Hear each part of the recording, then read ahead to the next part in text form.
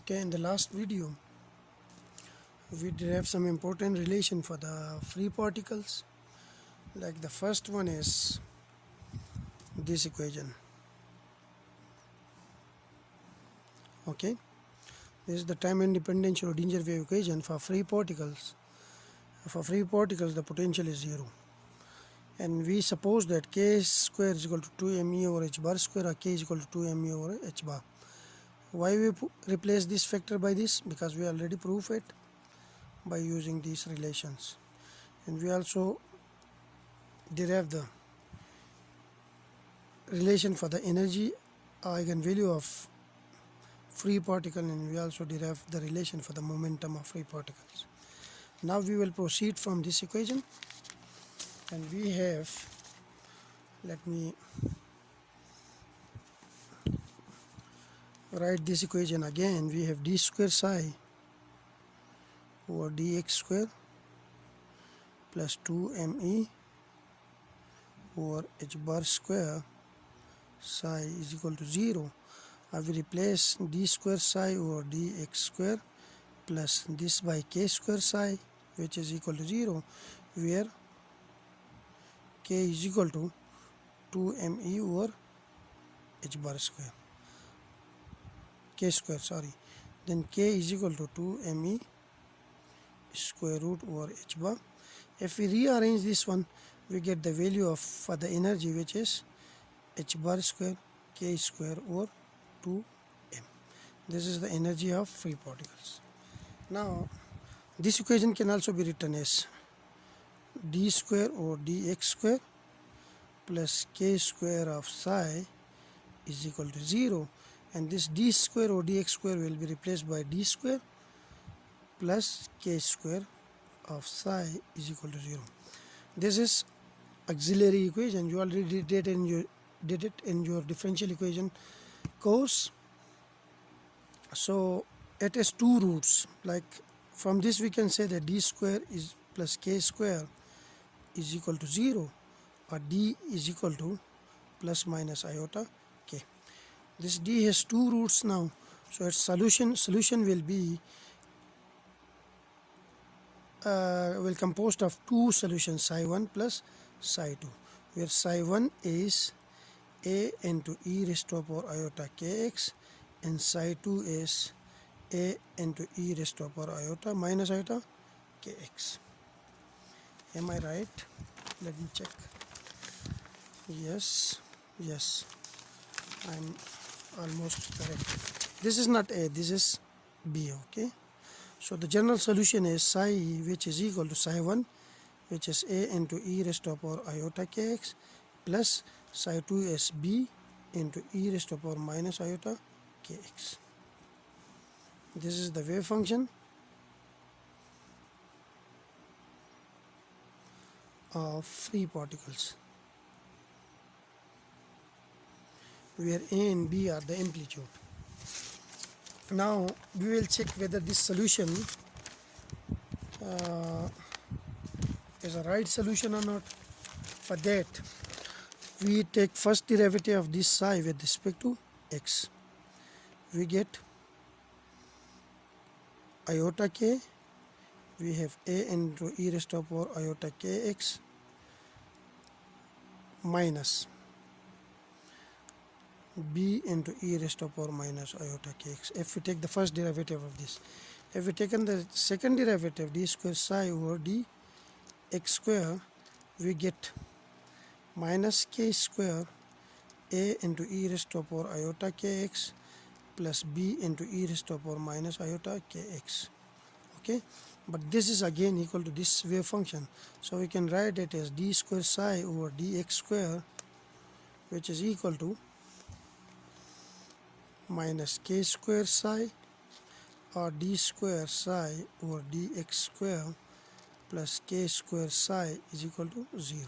So we get again the same equation, this one, from this general solution. So it means that this is the correct solution.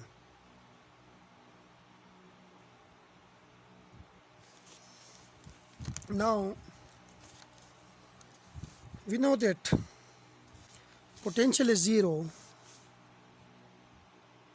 v of x is 0 for free particles everywhere. Okay, so there are no boundaries.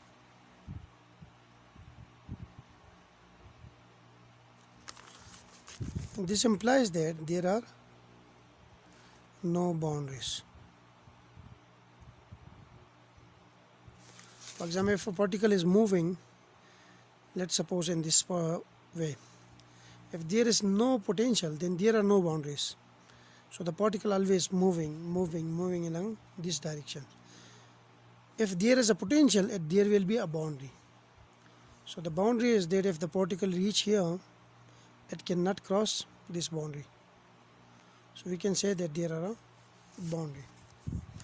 So the fact that when we have no boundaries means, if there are no boundaries, this implies that k has any value. The wave vector has any values, which means energy has any value, which means energy has any value, because k and energy are related to each other by this relation here. By this relation, if k takes any value, then energy has also has any value, which is not a specific one.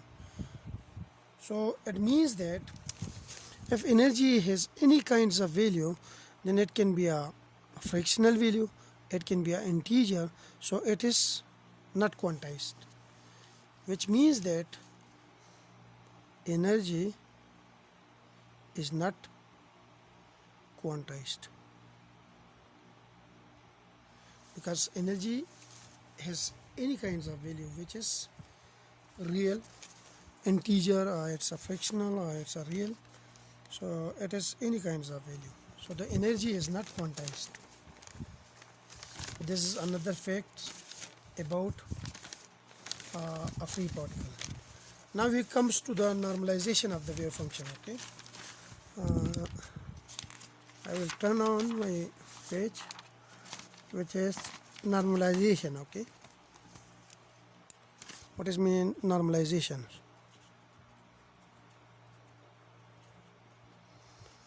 As we know that the general solution is a e raised to the power iota kx plus b e raised to the power minus iota kx, where psi has two solutions, is a sum of two solutions, one is psi 1 plus psi 2. So psi 1 is equal to a into e raised to the power iota kx, and psi 2 is b into e raised to the power minus iota kx. Now normalization condition is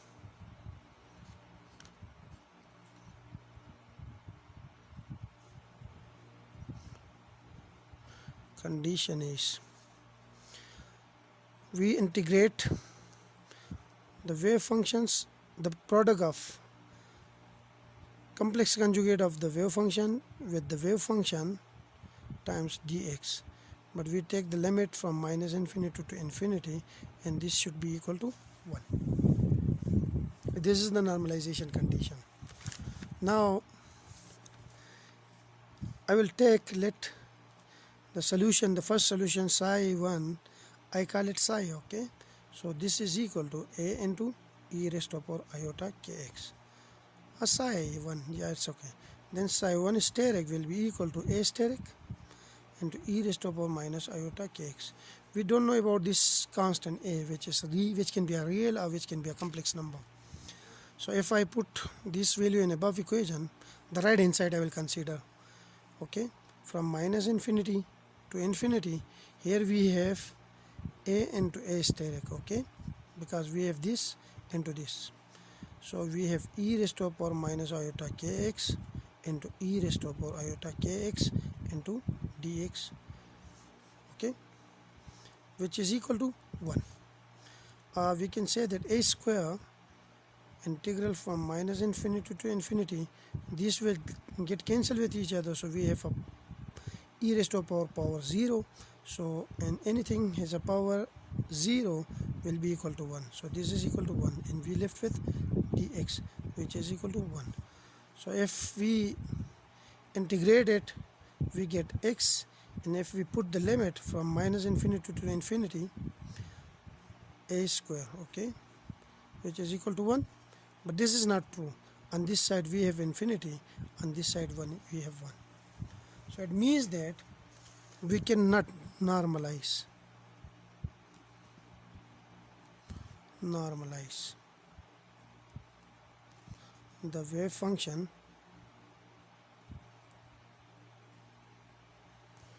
of a free particle. So this is another important facts about a free particle. Now we will come to the degeneracy, whether we have a degenerate states or not. So let's discuss degeneracy.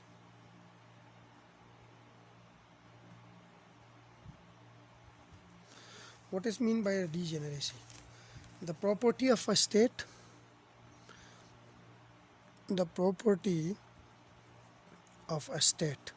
suppose we have a state, and it is a property having same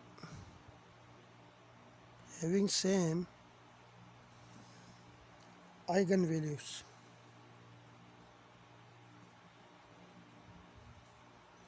is called degeneracy. Suppose we have two states and both have the same eigenvalue, then we call this state as a degeneracy. This is a degeneracy. Now any two states whose energy is same,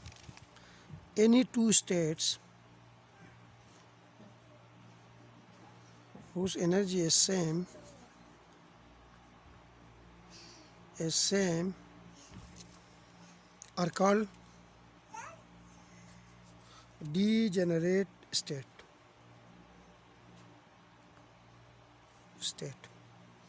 Now suppose we have these two states, okay, they have the same energy eigenvalue or same energy, then these states are called degenerate states.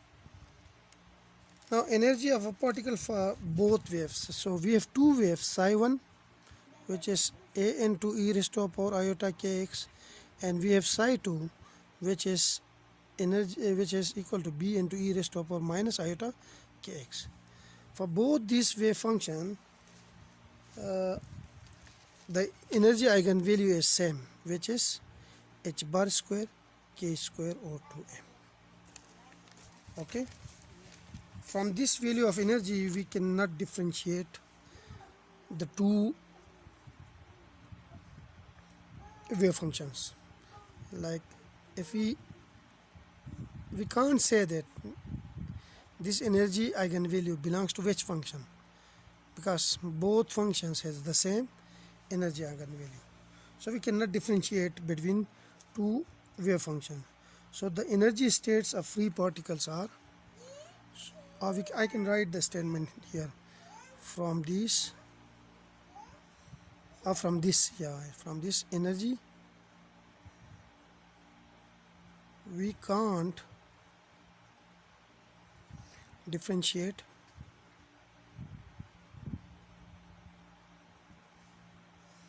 between two wave function. If this wave function has a different energy and this function has a different energy, then we can differentiate these two wave functions. But energy is same for the two wave functions, so we cannot differentiate the wave functions. So the energy states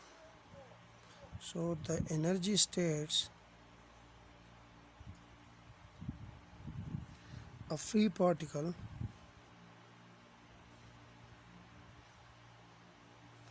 are degenerate states.